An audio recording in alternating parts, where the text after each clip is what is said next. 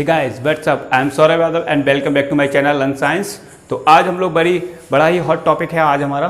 तो new education policy के बारे में देखेंगे कि न्यू एजुकेशन पॉलिसी क्या है।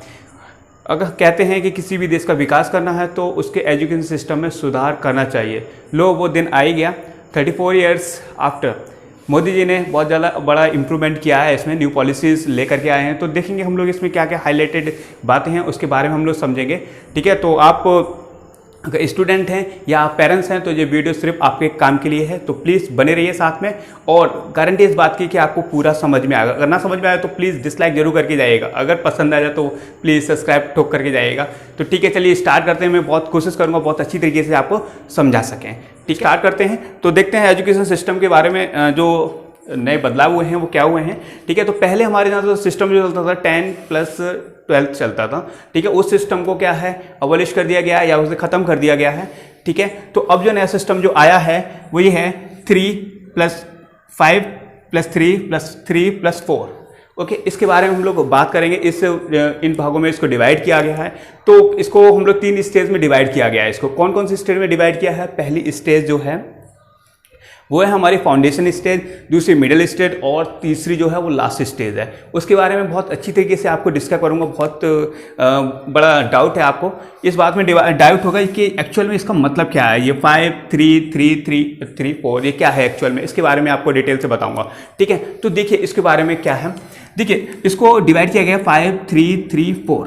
ओके, तो हम लोग की जो शुरुआत के जो 8 साल हैं इसमें हम लोग नर्सरी से लेकर के 5th क्लास तक की पढ़ाई करेंगे। ठीक है, तो देखते हैं हम लोग पहले जो 5 साल जो होंगे, पहले के जो 5 साल होंगे उसमें बच्चा क्या क्या पढ़ेगा। उसमें प्री प्राइमरी क्लासेस आएंगी, 3 साल प्री प्राइमरी क्लास में पढ़ेगा, फिर चौथी साल में फर्स्ट क्लास में पढ़ेगा और 5वीं क्लास में पाँचवीं साल में सेकंड क्लास में पढ़ेगा बच्चा। इसको किस कैटेगरी के अंदर रखा गया? तो फाउंडेशन स्टेज के अंतर्गत रखा गया है। ओके, तो इसको खेलो कूदो और पढ़ो की तर्ज पर काम किया जाएगा। इसमें बच्चों को बुक्स पे एम्फेसाइज ना करके उनको खेल कूद के माध्यम से चीज़ों को सिखाया जाएगा। ठीक है, तो इसके बारे में 3rd क्लास तो 3। अब उसके बाद हम लोग बात करते हैं तो अगला जो 5 क्लास हो गया, तो 5 के बारे में बता दिया कि क्या कहते हैं प्री प्राइमरी क्लासेस है, फर्स्ट क्लास सेकंड क्लास। ये 5 साल हो गए, 5 ईयर हो गए। अब ये 3 ईयर जो नेक्स्ट जो 3 ईयर है इसमें क्या करेगा बच्चे जो है 3rd, 4th, 5th में करेगा। तो 3rd और 4th, 5th में जब पढ़ेगा तो बच्चे जो यहाँ पर बताया गया है कि इसमें बच्चों का भविष्य तैयार करने की बात कही गई है इसमें। ठीक है, तो इसके अंदर क्या क्या होगा? आपको मैथ पढ़ाई जाएगी, SST पढ़ाई जाएगी, आर्ट पढ़ाई जाएगी, ऐसे सब्जेक्ट पढ़ाए जाएंगे। और सबसे अच्छी बात यह है कि आपको ये बातें मातृभाषा में पढ़ाई जाएंगी, लोकल लैंग्वेज में, रीजनल लैंग्वेज में पढ़ाई जाएंगी आपको। यहाँ पर सबसे बड़ा इश्यू जो है इंग्लिश का है कि इंग्लिश क्या रहेगा, इंग्लिश सब्जेक्ट होगा क्या होगा। तो देखिए इंग्लिश का कोई कंपल्सन नहीं है, तो मातृभाषा में रहेगा। कहने का मतलब है कि प्राइमरी से लेकर के आप 5th क्लास तक जितनी भी पढ़ाई करेंगे आप वो मातृभाषा में होगी। इंग्लिश मात्र एक सब्जेक्ट होगा आपका, इंग्लिश मात्र एक सब्जेक्ट होगा। इसकी जो एग्ज़ाम की जो बात करते हैं तो ये भी आप ही एग्ज़ाम जो है इसके मातृभाषा में आप दे सकेंगे। ओके, तो ठीक है, तो हमारा फाउंडेशन स्टेज की बात कर दी गई। फाउंडेशन स्टेज में रिपीट कर देते हैं। इसमें कहाँ से होगा? हम लोग प्री प्राइमरी से लेकर के 5th क्लास तक 8 साल बच्चे पढ़ाई करेंगे। दूसरी स्टेज जो होगी इसको मिडिल स्टेज बोलेंगे। तो मिडिल स्टेज के अंतर्गत 6th क्लास, 7th क्लास और 8th क्लास आएंगे। 3 क्लास होगी, 6, 7, 8 क्लास हो गई। ठीक है, इस क्लास में सबसे अच्छी बात यह है कि इसमें वोकेशनल कोर्सेज ऐड कर दिए गए हैं। वोकेशनल कोर्सेज मतलब कि 6th क्लास का बच्चा अब कंप्यूटर एप्लीकेशन या कंप्यूटर कोडिंग जैसी चीज़ों को सीख सकेगा, जिससे कि हम लोग चाइना जैसे देश से कंपैरिजन कर सकें। अगर बच्चा आपका सॉफ्टवेयर, जैसे कि एग्जांपल है आपका, जैसे आपको बच्चा जो है सॉफ्टवेयर में इंटरेस्टेड है ज़्यादा, तो आप क्या कर सकते हो उसको प्रैक्टिकल ट्रेनिंग के लिए किसी भी कंपनी में उसको इंटर्नशिप करा सकते हैं। सेम टाइम में पढ़ाई भी कर सकता है, उसके साथ साथ वो उसमें इंटर्नशिप भी कर सकेगा। ठीक है, तो इसके बारे में तो ये बात हो गई। अब हम लोग लेके लास्ट स्टेज जो है हमारी, लास्ट स्टेज में देखिए लास्ट स्टेज में क्या कहानी थी। लास्ट स्टेज में कौन कौन सी क्लास होंगी? 9th होगी, 10th होगी, 11th होगी और 12th होगी। यहाँ पर सबसे अच्छी बात यह है कि यहाँ पर स्ट्रीम सिस्टम खत्म कर दिया गया। स्ट्रीम पहले हमारे यहाँ पे स्ट्रीम कितने होते थे? 3 स्ट्रीम होते थे। आर्ट होती थी, कॉमर्स होती थी और साइंस होती थी। तो पहले जो सिस्टम था वो ये कहता था कि अगर आप फिजिक्स पढ़ रहे हैं तो आप अकाउंट नहीं पढ़ पाएंगे, अगर आप फिजिक्स पढ़ रहे हैं या फिर बायोलॉजी पढ़ रहे हैं तो आप हिस्ट्री नहीं पढ़ पाएंगे आप। ठीक है, लेकिन अब जो है स्ट्रीम सिस्टम खत्म कर दिया गया है। अब क्या कहें, फिजिक्स का बंदा हिस्ट्री पढ़ सकता है, ज्योग्राफी पढ़ सकता है, अकाउंट का बंदा हिस्ट्री पढ़ सकता है, ज्योग्राफी पढ़ सकता है, हिस्ट्री का बंदा बायोलॉजी पढ़ सकता है, जो मन चाहे पढ़ सकते हैं आप। ठीक है, यहाँ पर आपको कोई भी बाउंडेशन नहीं रहेगी कि आप फिजिक्स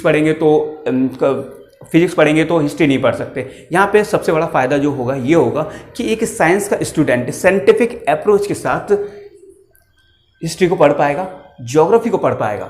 ठीक है, तो यहाँ से होगा बहुत ज़्यादा, मतलब हम लोग इनोवेटिव आइडियाज़ निकाल पाएंगे, हिस्ट्री को और बेहतर तरीके से पढ़ पाएंगे। ठीक है, तो अब इसकी बात करते हैं हम लोग एग्जाम सिस्टम कैसा हो गया। यहाँ पे एग्जाम सिस्टम की बात कर रहे हैं, तो एग्जाम पहले होते थे एनुअली होते थे। तो एनुअल में घाटा क्या था, ये था कि बच्चा पूरी साल पढ़ता नहीं था, लास्ट में जा करके लास्ट के मंथ में पढ़ लेता था, उसके बाद उसके अच्छे मार्क्स आ जाते थे, पास आउट हो जाता था।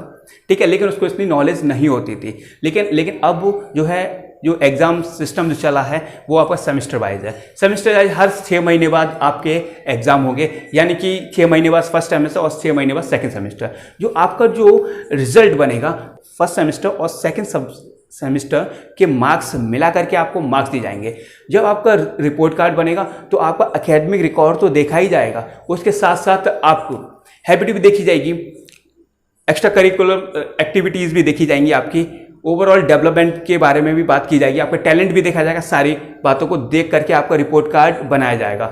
यहाँ पर जब रिपोर्ट कार्ड जब बनेगा तो 360 असेसमेंट बेस पे बनेगा। इसमें क्या होगा, इसमें टीचर्स जो है मार्क्स देंगे, टीचर्स तो मार्क्स देते ही हैं, उसके बाद आपके क्लासमेट भी आपको मार्क्स देंगे और स्टूडेंट खुद मार्क्स दे पाएगा।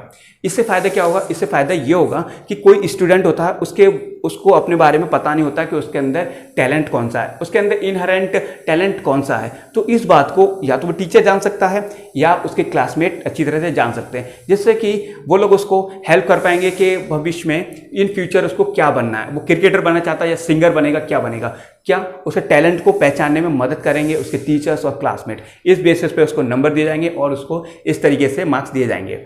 ठीक है, तो उसके बारे में क्या है, अब सबसे बड़ी बात ये आती है कि 12th जो हमारे बोर्ड एग्जाम है, बोर्ड एग्जाम पहले अब 10th में होते थे, 12th में होते थे, अब 10th में नहीं होंगे, 12th में होंगे। ठीक है, बोर्ड एग्जाम आपके 12th में होंगे। ठीक है, अगली जो स्टेट की बात करते हैं, ठीक है, यहाँ पे 4 लास्ट स्टेज होगी। अब हम लोग ग्रेजुएशन लेवल की बात करते हैं, तो कभी कभी ऐसा होता है कि बच्चों के साथ 12th में मार्क्स जो हैं कम हो गए, अब वो चाह रहे हैं कि हम इंजीनियरिंग कॉलेज में एडमिशन ले लें और वहाँ पे नहीं हो पा रहा है क्योंकि उनकी परसेंटेज कम है, मार्क्स कम है। तो अब ऐसा नहीं है, मेडिकल कोर्सेज को छोड़ करके जितने भी कोर्सेज हैं उन सब का कॉमन एप्टीट्यूड टेस्ट होगा। ठीक है, उसमें जो मार्क्स आएंगे और आपके बोर्ड में जो मार्क्स होंगे उनको ऐड करके आपकी मेरिट बनाई जाएगी, उस बेसिस पे आपको किसी भी अच्छे कॉलेज में एडमिशन दिया जा सकेगा। ठीक है, अब क्या है, एडमिशन हो गया। अब एडमिशन हो गया तो उसके अब पाठ्यक्रम की बात करते हैं। तो पाठ्यक्रम जो है कैसे चलाएंगे, 3 ईयर और 4 ईयर पाठ्यक्रम चलाया जाएगा आपका। ओके, तो इसमें क्या होगा, इसमें multi entry multi exit system को अपनाया गया है। आप जब चाहें तब एंट्री कर सकते हैं, किसी भी कोर्स में जब चाहें छोड़ सकते हैं। पहले क्या होता था कि आपने क्या किया, कोई भी डिप्लोमा किया आपने, तो उसमें क्या किया, पहले साल पढ़ा छोड़ दिया आपने, तो आपको क्या होता था, टाइम भी वेस्ट होता था, पैसा भी वेस्ट होता था। लेकिन अब ऐसा नहीं है, आप किसी भी पाठ्यक्रम में एडमिशन ले लेते हैं, आप पहली साल पढ़ लेते हैं, उसके बाद छोड़ देते हैं तो आपको सर्टिफिकेट दे दिया जाएगा। अब दूसरी साल पढ़ते हैं तब छोड़ देते हैं तो आपको डिप्लोमा दे दिया जाएगा। अगर 3 साल पढ़ने के बाद छोड़ देते हैं तब उसके बाद आपको क्या दे दिया जाएगा, बैचलर डिग्री दे दी जाएगी। और चौथी साल पे कुछ रिसर्च करने के बाद आपको डिग्री एंड में दे दी जाएगी। ठीक है, तो यहाँ पे मल्टी एंट्री और मल्टी एग्जिट का ऑप्शन है आपके पास। अब जब चाहें एंट्री कर सकते हैं, जब चाहें आप उसको छोड़ सकते हैं। ठीक है जी, आपका साल जो है और पैसा जो है बर्बाद नहीं होगा। आप चाहें तो बाद में जाकर उसको ज्वाइन कर सकते हैं, आपको नुकसान नहीं होगा। ठीक है, जो अब सबसे बड़ी बात जो है यहाँ पे फ़ी की बात करते हैं हम लोग। देखिए फ़ी की बात हम लोग कर रहे हैं, फ़ी। ठीक है, फीस का सबसे बड़ा इशू रहता है कि कॉलेजेस होते हैं क्या करते हैं, बहुत ज़्यादा फीस होती है, कुछ ही कम होती है, मतलब वेरिएशन रहता है बहुत ज़्यादा फीस का, कि वो मतलब बड़े बड़े कॉलेज होते हैं वो फीस बहुत करते हैं। तो अब यहाँ पर अपनी मनमानी नहीं कर पाए, गवर्नमेंट इसको डिसाइड करेगी कि कितनी फ़ीस किस कॉलेज को लेनी है, उससे ज़्यादा फीस आप ले नहीं पाएंगे। ओके, तो इसके साथ ये क्या होगा, इससे हमारे जो पेरेंट्स हैं तो पेरेंट्स की पॉकेट पे लोड कम पड़ेगा।